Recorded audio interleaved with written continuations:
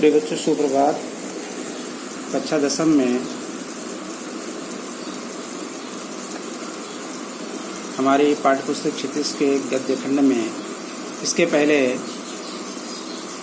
हमने 3 पाठों का अध्ययन किया। आज उसी क्रम में फिर हम गद्य की ओर चलते हैं और उसी गद्य की श्रृंखला में जो हमारा अगला पाठ है, मानवीय करुणा की दिव्य चमक, इस पाठ के लेखक का परिचय तथा पाठ के सारांश के विषय में आज हम अध्ययन करेंगे। तो बच्चों, पाठ का नाम क्या है? मानवीय करुणा की दिव्य चमक। ठीक है ना?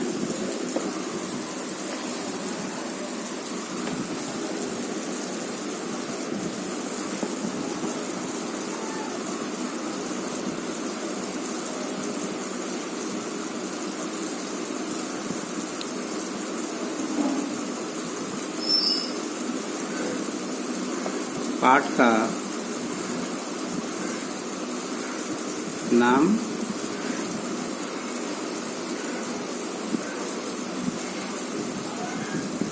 मानवीय करुणा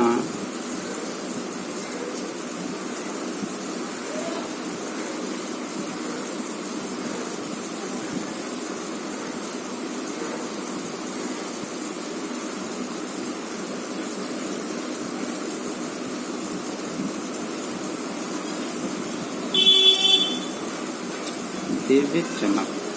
ठीक है, पाठ का नाम है मानवीय करुणा की दिव्य चमक और इसके लेखक हैं सर्वेश्वर दयाल सक्सेना।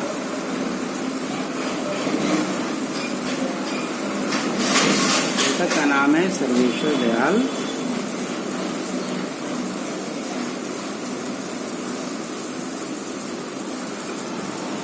सक्सेना। ठीक है, तो बच्चों, सबसे पहले हम पाठ के लेखक सर्वेश्वर दयाल सक्सेना जी के जीवन परिचय के संबंध में चर्चा करेंगे। किसके संबंध में? जीवन परिचय के संबंध में चर्चा करेंगे सर्वेश्वर दयाल सक्सेना जी। तो आप सभी जानते हैं कि सर्वेश्वर दयाल सक्सेना हिंदी के बड़े ही प्रसिद्ध लेखक थे। ठीक है ना? इनका जन्म बच्चों सन 1927 में जिला बस्ती, उत्तर प्रदेश में हुआ। सर्वेश्वर दयाल जी का जन्म कहाँ हुआ था? उत्तर प्रदेश में हुआ था सन 1927 में। ठीक है, उनकी उच्च शिक्षा इलाहाबाद विश्वविद्यालय से हुई। वे अध्यापक, आकाशवाणी में सहायक प्रोड्यूसर भी रहे। दिनमान पत्रिका के उप संपादक भी रहे, पराग पत्रिका के संपादक, और इस तरह से अपने कार्य को करते हुए सन 1983 में उनका आकस्मिक निधन हो गया। ठीक है, सर्वेश्वर दयाल सक्सेना जी बहुमुखी प्रतिभा के साहित्यकार थे। उन्होंने कई विधाओं पर अपनी लेखनी चलाई है। ये कहानीकार भी थे, उपन्यासकार भी थे, निबंधकार, नाटककार। उन्होंने कविताएं भी लिखी हैं, काव्य संग्रह भी उनके मिलते हैं। उनकी जो प्रमुख रचनाएं हैं वो है काठ की घंटियां।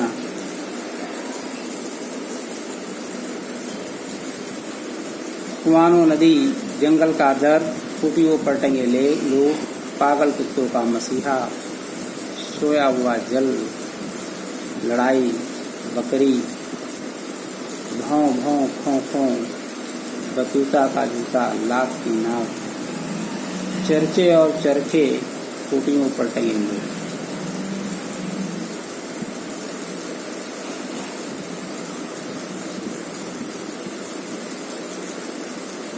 उनके साहित्य में मध्यम वर्गीय जीवन की महत्वाकांक्षाओं, सपनों,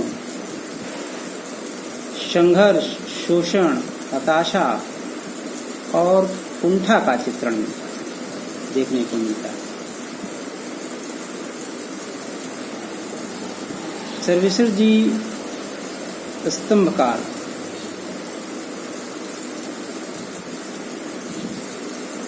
चर्चे और चरखे नाम से दिनमान में जो स्तंभ लिखते थे उसमें बेबाक सच कहने का साहस दिखता है। उनकी अभिव्यक्ति में वास्तव में सहजता और स्वाभाविकता। ठीक है, तो आइए कुछ इनके बिंदु हम जीवन परिचय में लिख लेंगे। जैसे जन्म,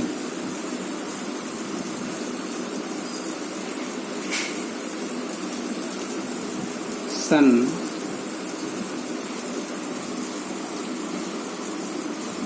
1927 ईस्वी, ठीक, कहाँ, जिला बस्ती,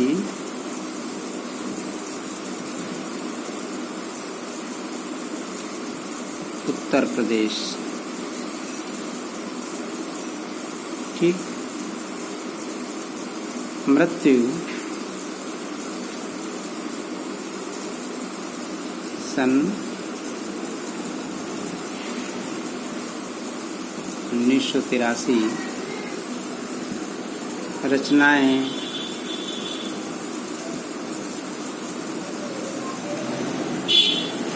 काठ की घंटियां,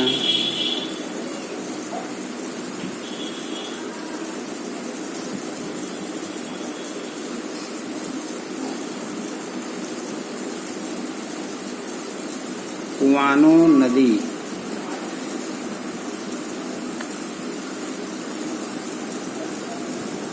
जंगल का दर्द,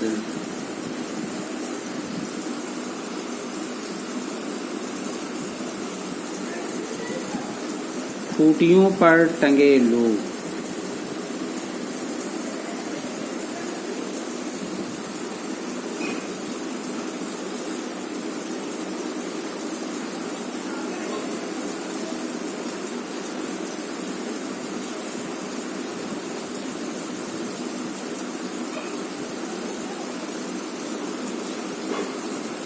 खूटियों पर टंगे लोग, पागल कुत्तों का मसीहा,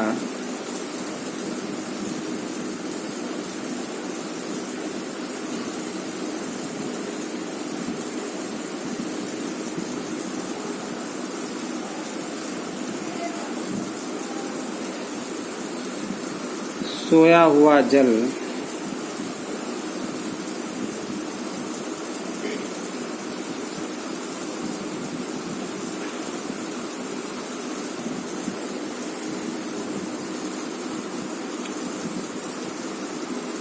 लड़ाई,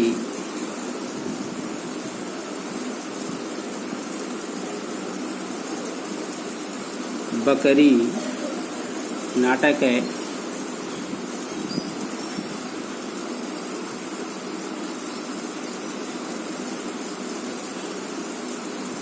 भौं भौं खों खों,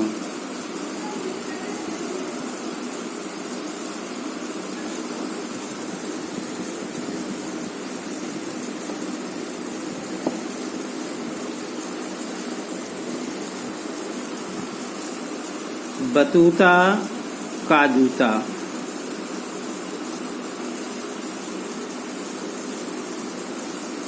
लाख की नाक,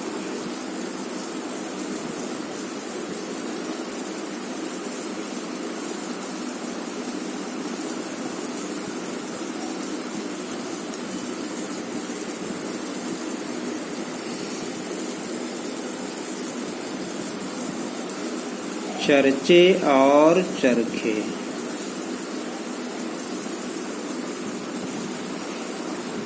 ये इनकी रचनाएं हैं। जैसा कि आपने देखा अभी, काठ की घंटियां, कुआनों, नदी, जंगल का दर्द, पोटियों पर टंगे लोग, पागल कुत्तों का मसीहा, सोया हुआ जल, लड़ाई, बकरी, भौं भौं खों खों, बतूता का जूता, लाख की नाक, चर्चे और चरखे, ये इनकी रचनाएं हैं। ठीक है। तो मानवीय करुणा की दिव्य चमक पाठ के लेखक सर्वेश्वर दयाल सक्सेना, उनका जीवन परिचय संक्षिप्त रूप से लिखा हुआ है। आपको भी अपनी कॉपी में इनका जीवन परिचय लिखना है। और इसके बाद अब हम चर्चा करेंगे सारांश की।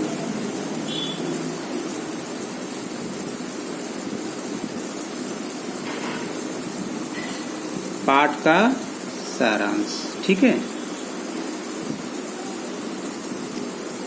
पाठ के सारांश को हम कुछ बिंदुओं के आधार पर भी लिख सकते हैं।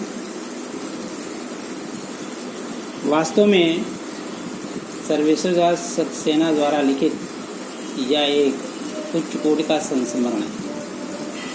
संस्मरण ये हिंदी की बच्चों नवीन विधा है। इसमें इन्होंने फादर कामिल बुल्के की चारित्रिक और व्यावहारिक विशेषताओं का वर्णन किया है। फादर कामिल बुल्के का जन्म बेल्जियम में हुआ था। ये भारत में आ गए। इनकी जो जन्मभूमि थी वो गिरजाघरों, पादरियों, धर्मगुरुओं और संतों की पावन भूमि कही जाती है बेल्जियम को भी। भारत में आने के बाद ये मृत्यु पर्यंत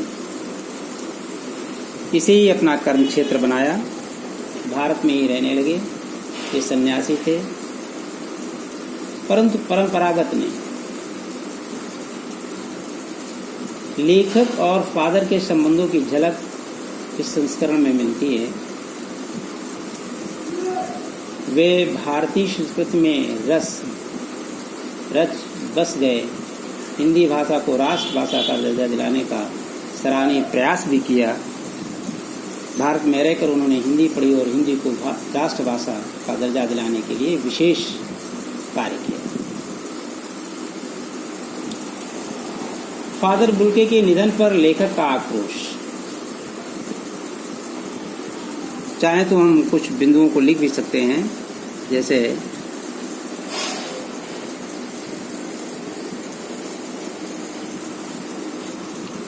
फादर बुल्के के निधन पर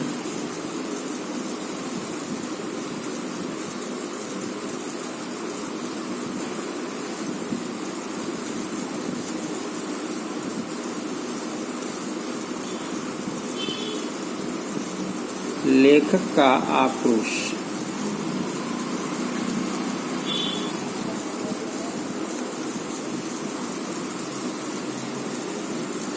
फादर बुल्के के निधन पर लेखक का आक्रोश। इस बिंदु पर हम 2 लाइनें लिखेंगे कि लेखक फादर के निधन पर अफसोस करते हुए ईश्वर से प्रश्न करता है कि हे भगवान, जिसके रगों में मिठास भरे अमृत के अतिरिक्त और कुछ नहीं था, उसके लिए ईश्वर ने ऐसा जहर का विधान क्यों किया? फादर की मृत्यु जहरवाद के कारण कठिन यातना सहते हुए। जिसने इतनी ममता, इतना अपनत्व इस साधु में अपने प्रियजन के प्रति भरा था, उसने फिर ऐसे साधु के लिए ऐसी यातना भरी मौत को दी। इस तरह का आक्रोश लेखक ने फादर बुल्के के निधन पर व्यक्त किया है। दूसरा बिंदु हम लिख सकते हैं फादर बुल्के की आत्मीयता और लेखक। क्या लिख सकते हैं?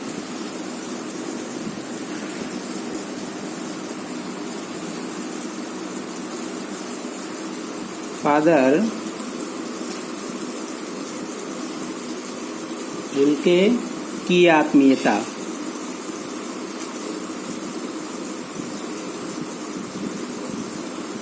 और लेखक।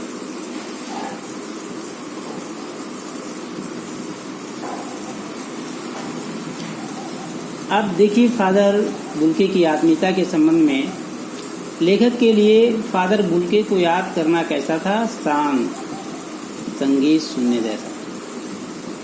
उनको देखना कहते निर्मल जल में स्नान करने जैसा था।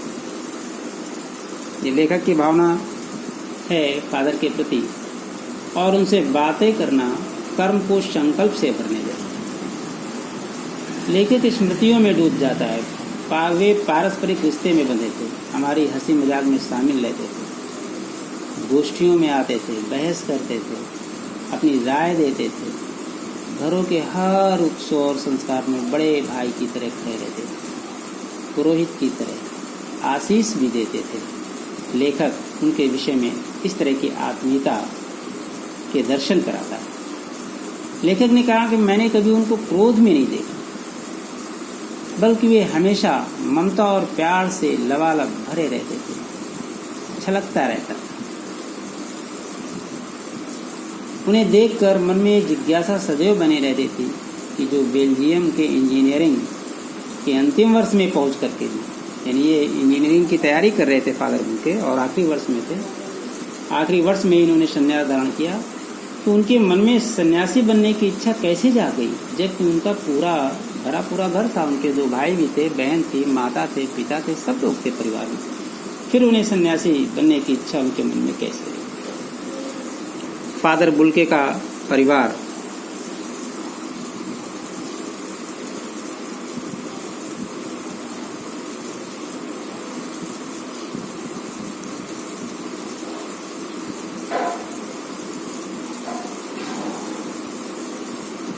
जैसा कि अभी मैंने बताया कि फादर बुल्के का जो परिवार था वो पूरा भरा था। लेखक अक्सर उनसे पूछता था कि आपको अपने देश की याद आती है? तो अक्सर ये कहते थे कि मेरा देश तो भारत है। अरे भाई जन्मभूमि की? तो बोलते थे हाँ, रैम्स चैपल जो मेरी जन्मभूमि है उसकी याद आती है, माँ की बहुत याद आती है। और वे अक्सर माँ की यादों में खो जाया करते। जो माँ की चिट्ठियाँ आती थी वो यहाँ अपने मित्रों को दिखाया करते थे। उनके पिता और भाइयों के प्रति बहुत लगाव नहीं था। पिता व्यवसायी थे, एक भाई पादरी हो गया था, एक भाई काम करता था और उसका अपना परिवार था। बहन थी, वो बहुत ही सख्त और जिद्दी थी। भारत में बस जाने के बाद फादर बस 2 या 3 बार अपने परिवार से मिलने बेल्जियम गए थे। उनसे पूछा गया कि आप सब छोड़कर क्यों चले आए? ये पूछने पर वो बड़े ही सरलता से उत्तर देते थे कि प्रभु की इच्छा। उन्होंने कहा कि माँ ने तो बचपन में ही कह दिया था। लड़का हाथ से गया और सचमुच इंजीनियरिंग की अंतिम वर्ष की पढ़ाई छोड़कर सन्यासी होने के लिए जब मैं धर्मगुरु के पास गया और कहा कि मैं सन्यास लेना चाहती हूँ और शर्त भी रखा कि मैं भारत जाऊँगा, उन लोगों ने जब मुझसे भारत जाने की इच्छा के विषय में एक कारण पूछा तो उन्होंने अनभिज्ञता प्रकट की कि पता नहीं ये ऐसा कुछ ईश्वर की प्रेरणा है, भगवान की इच्छा है। ये उनके परिवार के विषय में था। फादर बुल्के की भारत में प्रक्रियाएं क्या की उन्होंने, एक बिंदु डाल सकते हैं हेडिंग।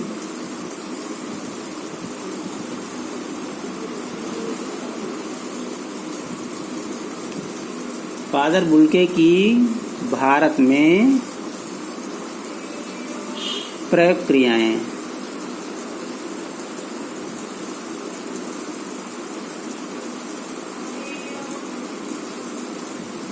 फादर बुल्के ने भारत आकर जिस संघ में धर्माचार्य की पढ़ाई शुरू की, 9-10 साल तक दार्जिलिंग में अध्ययन किया। फिर उन्होंने कोलकाता से BA, इलाहाबाद से MA, प्रयाग विश्वविद्यालय में हिंदी विभाग में रहकर सन 1950 में राम कथा उत्पत्ति और विकास शोध प्रबंध पूरा किया।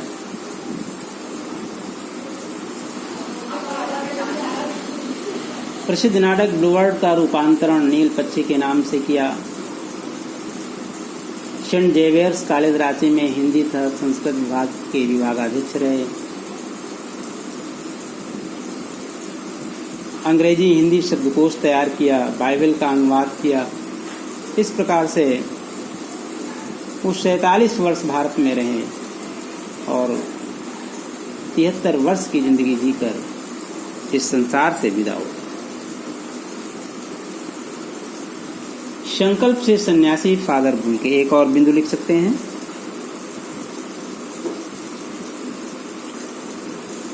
संकल्प से सन्यासी।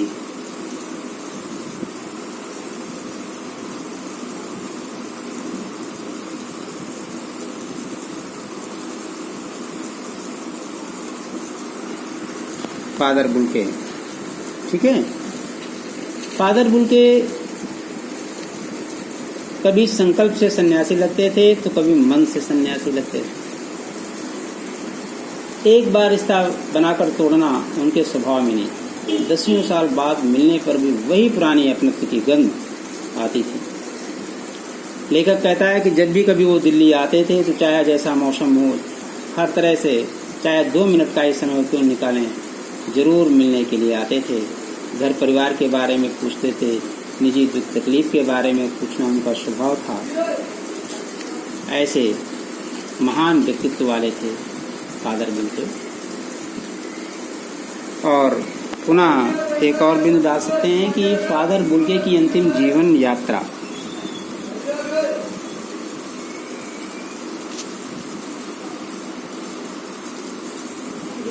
फादर बुल्के की अंतिम जीवन यात्रा।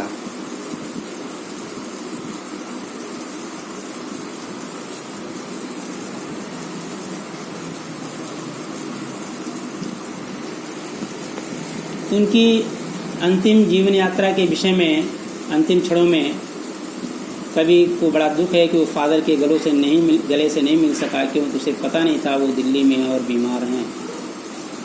जब उसे पता चला और वो देखने गए तो उनका जिस्म ताबूत में पड़ा था। 18 अगस्त सन 1982 की सुबह कश्मीरी गेट के निकट कब्रगाह में उनका ताबूत एक छोटी सी नीली गाड़ी से उतारा गया।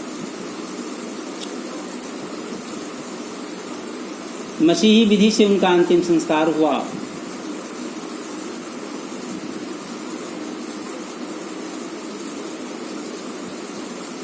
सेंट जेवियर्स के रेक्टर फादर पॉस्कल ने उनके जीवन और कर्म पर समझा